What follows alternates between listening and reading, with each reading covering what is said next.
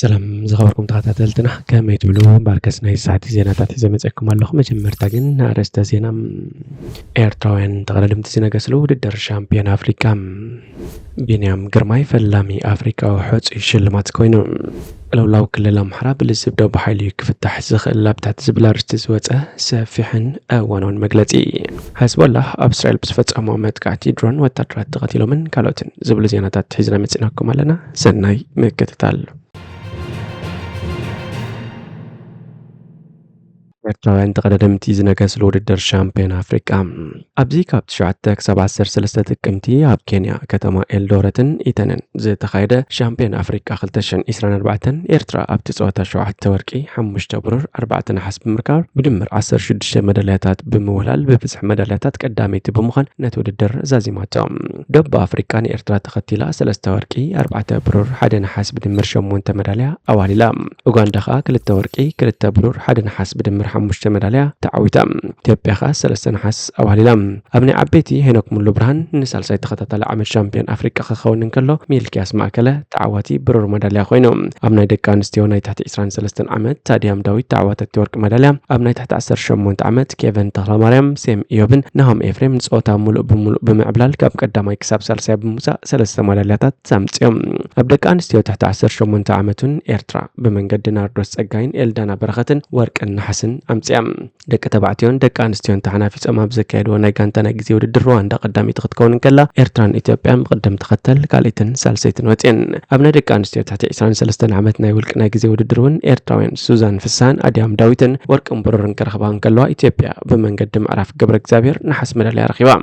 أبتعد 10 شمون تعمد دك تبعتيون نايولك ناجزي ودر كيفن تخلمارم نهم إفريم ورك نحس المداليا أمتيوم أبنا تحت 10 شمون تعمد دك أنستيون نايولك ناجزي ودر بيتيل إفريم ورك ختم تسنكلا إثيوبيا تزغ حسين حس مداليا أمتيام أب تاريخ شامبيون أفريقيا إيرترا أب كلتشان إسران كلتن أب جبسي كتما شرم الشيك أب زتخيد شامبيون أفريقيا أب كل ودرات 10 تحمش مداليات سحزتلو كم كبروا سنة تحيز انحيوم أب كلتشان إسران 4 كاب كل ودرات إيرترا 10 مداليات بمهولة شامبيون أفريقيا كلتشان إسران 4 كاب نيروبي كاب كامبالا نبتبوت استقعسو إيرترا عند جفتي غلبو كينيوين أكيد تودر سيبهم كم زغنيون تكاليس اللهم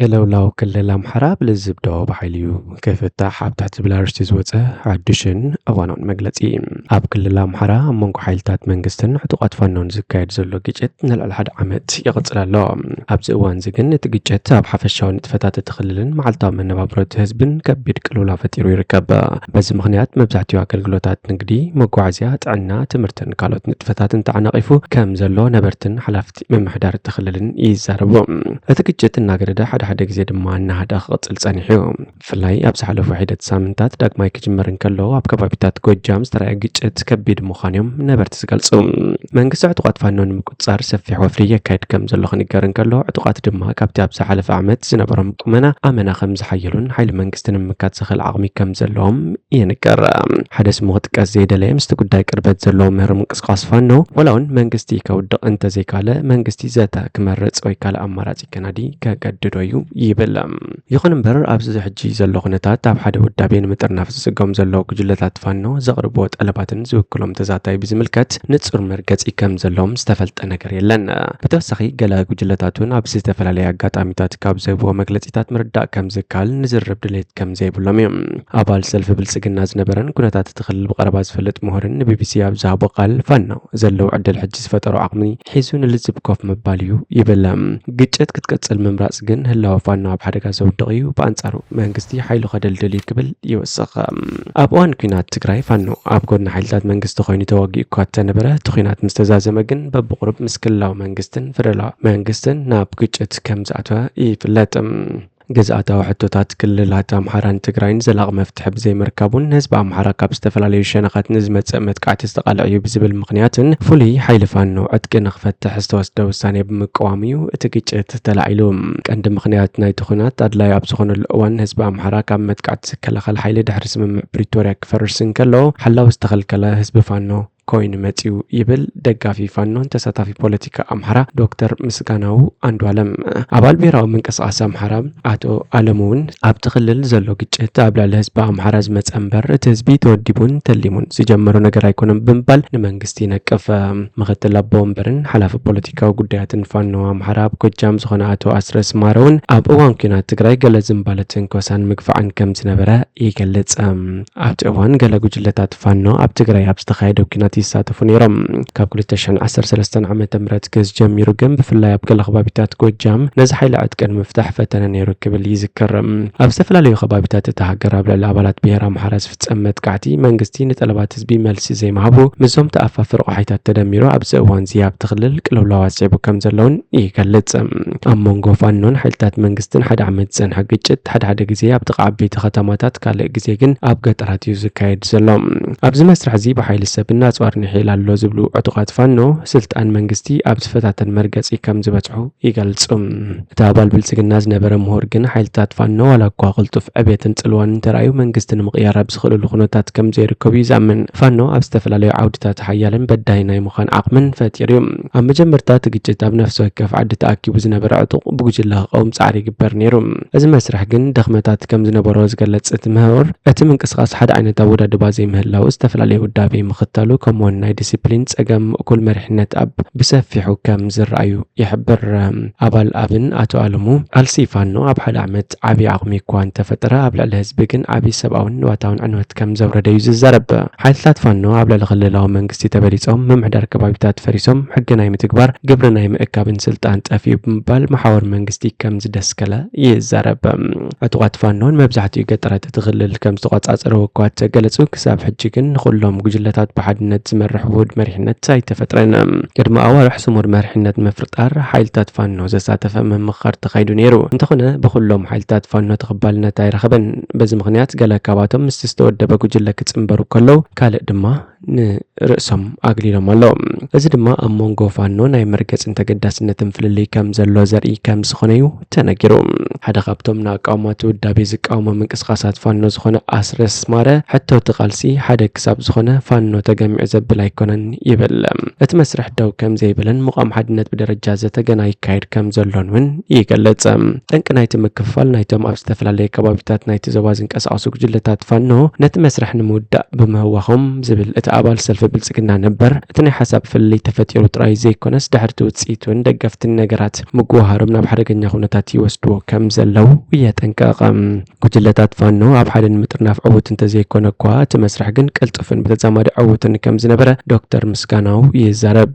ይኹን እምበር ኣብ መንጎ ደገፍቶም ዝተፈጥረ ምውቃስ ክኸውን ዘይነበሮን መጻኢ ሓድነት ኣብ ግምት ዘእትዎም ብምባል ይነቕፎም ኣብ መንጎ መራሕቲ ጉጅለታት ፋኖ ዘሎ ናይ ረብሓ ፍልልይ ከም ዕንቅፋት ዝጥቀስ ኮይኑ ከባቢያዊ ኣረኣእያ ዘለዎምን ነቲ ምንቅስቓስ ንምምራሕ ድሌት ዘለዎም ሰባት እውን ነቲ መስርሕ የበላሸውዎ ከም ዘለው ይንገር እቲ ኣባል ብልጽግና ነበር ምሁር ምንቅስቓስ ፋኖ ኣብ ፖለቲካዊ ምንቅስቓስ ኣምሓራ ሱር ሰደደ ተሓሳስባ ከባቢያውነትን ኣበርክቶ እኳ እንተገበረ ንባዕሎም እውን ንኽጥርነፉ ይጽገሙ ኣለዉ ይብል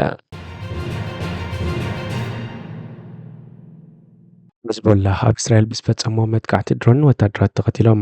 ኣብ ሰሜናዊ እስራኤል ንዝርከብ ወታደራዊ ማዕስከር ዕላማ ብዝገበረ መጥቃዕቲ ድሮን 4 ወታደራት ከም ዝተቐትሉን 58 ከም ዝቆሰሉን ሓይልታት ምክልኻል እስራኤል ኣፍሊጡ ካብ ደቡብ ሃይፋ 33 ኪሎ ሜትር ርሒቑ ኣብ ዝርከብ መደበር ሰራዊት ብዝተፈጸመ መጥቃዕቲ ካብቶም ዝቆሰሉቶም 7 ወታደራት ከቢድ ጉዳት ከም ዝበጽሖም ኣፍሊጡሎም ህዝቦላህ ነቲ መጥቃዕቲ ከም ዝፈጸመ ሓላፍነት ምውሳድ ነቲ ኣብ መንጎ ተልኣቪቭን ሃይፋን ዝርከብ ሓይልታት ምክልኻል እስራኤል ብርጌድ ጎላኒ ዝስልጥነሉ ማዕስከር على كم زكبر أفليتهم بتصفت ميديا تعطوا جلات متقعت إسرائيل بحمص عبد الله ليبانوس بيروت بتصفت متقعت عصفة ملسي كم سخنة قالتهم حزب الله نتعب سمينا إسرائيل زركب معسكر سبال بونفرت ستقيم على ما خمس كبر يحب يرزلهم أقل كلت أمبولانس إسرائيل بتمتقعت سوسان حدين سبات كم استقدون سلسة كبير كنتات كم زركبون قالتهم كابزاتهم تم سنسان شوعتن ناب شوعت زبوا هوسبيتالات بأمبولانس وهليكوبتر كم استوستو أفليتهم قال من رخب تحفاش إسرائيل وتتدرب معسكر كاب ليبانوس بستوان شفت ትሑት ደረጃ ብዘለዎ ድሮን ከም ዝተወቅዐ ኣቃሊዕና ኣሎ እዘን ዘባልቦ ነፈርቲ ዘይተረጋግአ ጾር ዝተዓጠቓ ብምዃነን ቅድመ መጠንቀቕታ ከይድወል ምኽንያት ከም ዝኾነ ዝግለጽ ድሕርቲ መጥቃዕቲ ዜናታት ቴሌቭዥን ማሕበራዊ ሚድያን ሄሊኮፕተራትን ሓዊሱ ነቶም ዝተጎድኡ ኣብ ሰሜናዊ እስራኤል ናብ ዝርከቡ ሆስፒታላት ወስዳ ከለዋ ዘርኢ ምስልታት ዘርጊሖም ዝበዝሑ ዝተጎድኡ ኣብ ጥቓ ሃድራ ናብ ዝርከብ ማእከል ሕክምና ሂላል ያፌ ካልኣት ድማ ተል ሃሸሞር ሃይፋ ኣፋላን ኔታንያን ናብ ዝርከቡ ሆስፒታል ተወሲዶም ኣብዚ ፍጻሜ ዝርዝር ሓበሬታ እኳ ተዘይሃሎ መብዛሕትኦም ጉዳያት ኣብ ሓበራዊ ካፌቴርያን ከለዉ ሃንደበት ዝተወቕዑ ይመስሉ ተቀዳዳማይ ብሽክለታ ቢንያም ግርማይ ፈላሚ ኣፍሪቃዊ ሖፀይ ኮይኖም ኣብ ቅድድም ብሽክለታ ካብ ዝዕደሉ ዛዕባዊ ውልቃዊ ሽልማት ብሉዝ ተቀዳዳማይ ቬሎ ዲኦር ከም ባሎን ዲኦር ኣብ ኩዕሶ እግሪ ክውሰድ ዝኽእል ሽልማት ናይዚ ዓመት 10 ብሉፃት ኢሉ ሓሪቦም ካብ ዘሎ ተቀዳደምቲ ንዕወት 3 መድረኻት ምስ ቀጠልያ ማልያ ኣብ ዙር ፈረንሳ ቢንያም ግርማይ ፀዊዕዎሎም ኣብዚ ታሪክ እዚ ሽልማት ቢንያም ናይ መጀመርያ ኣፍሪቃዊ ተቀዳዳማይ ሖፀይ ብምዃን ናብ መወዳእታ መድረኽ ሰገራ ብምዃን ካልእ ሓድሽ ምዕራፍ ገንፂሉሎም